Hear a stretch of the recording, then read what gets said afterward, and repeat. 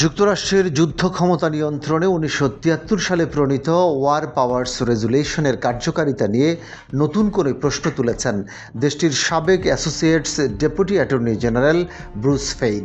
তার মতে এই আইনের কাঠামোগত ফাঁক ব্যবহার করে মার্কিন প্রেসিডেন্ট ডোনাল্ড ট্রাম্প চাইলে দীর্ঘ সময় ধরে কংগ্রেসের সরাসরি অনুমোদন ছাড়াই সামরিক অভিযান চালিয়ে যেতে পারেন। ১৯৭৩ সালে আইনটি প্রণয়নের সময় গুরুত্বপূর্ণ ভূমিকা রাখা এই আইন বিশেষজ্ঞ শুক্রবার আল জাজিরাকে দেওয়া এক সাক্ষাৎকারে বলেন, এই রেজুলেশনটি অনেক ক্ষেত্রে অসংগঠিত ও অস্পষ্ট।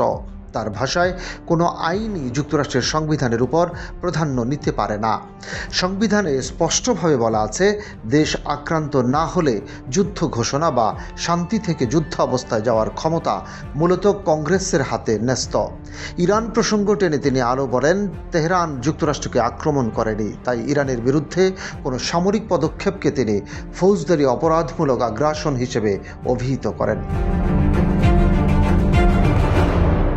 আইন অনুযায়ী কোনো দেশে সামরিক অভিযান শুরু হলে ৬০ দিনের মধ্যে প্রেসিডেন্টকে কংগ্রেসের আনুষ্ঠানিক অনুমোদন নিতে হয়, অন্যথায় অভিযান বন্ধ করতে হয়। তবে ব্রুস ফেইনের মতে এই বিধানের মধ্যেই বড় ধরনের আইনি ফাঁক রয়েছে।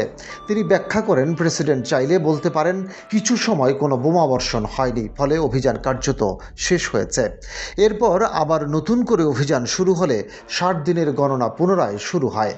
আইনটিতে যুদ্ধ শুরুর ও শেষের সুনির্দিষ্ট সংজ্ঞা না থাকায় এই ব্যাখ্যার সুযোগ থেকে যায়। ফেইনের মতে এই অস্পষ্টতা প্রেসিডেন্টকে এমন একটি অবস্থানে রাখে যেখানে তিনি কংগ্রেসের অনুমোদন ছাড়াই দীর্ঘ সময় সামরিক অভিযান চালিয়ে যেতে পারেন। অর্থাৎ আইনটি যুদ্ধ নিয়ন্ত্রণের জন্য তৈরি হলেও বাস্তবে তা প্রেসিডেন্টের হাতে বাড়তি ক্ষমতা দিয়ে ফেলতে পারে।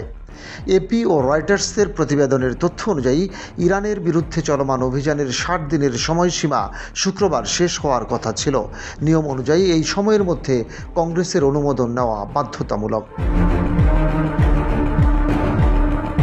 তবে হোয়াইট হাউসের এক শীর্ষ কর্মকর্তার দাবি, ৭ এপ্রিলের পর থেকে মার্কিন বাহিনী ও ইরানের মধ্যে কোনো সরাসরি গোলাগুলি হয়নি, তাই ৬০ দিনের সময়সীমা কার্যত পূর্ণ হয়নি এবং কংগ্রেসের অনুমোদনের প্রয়োজনও পড়েনি বলে দাবি করা হচ্ছে। এমন অবস্থায় যুদ্ধবিরতির ঘোষণা দিয়ে সময় গণনাকে নতুনভাবে শুরু করার কৌশল নেওয়া হয়েছে বলে বিশ্লেষকদের একাংশ মনে করছেন। এর ফলে কংগ্রেসের ভোটাভুটি এড়িয়ে প্রেসিডেন্টের নিজস্ব সিদ্ধান্তে সামরিক কার্যক্রম অব্যাহত রাখার সুযোগ পাচ্ছেন, এমনটাই উঠে আসছে আলোচনায়। ডেস্ক রিপোর্ট, বাংলাবাজার পত্রিকা।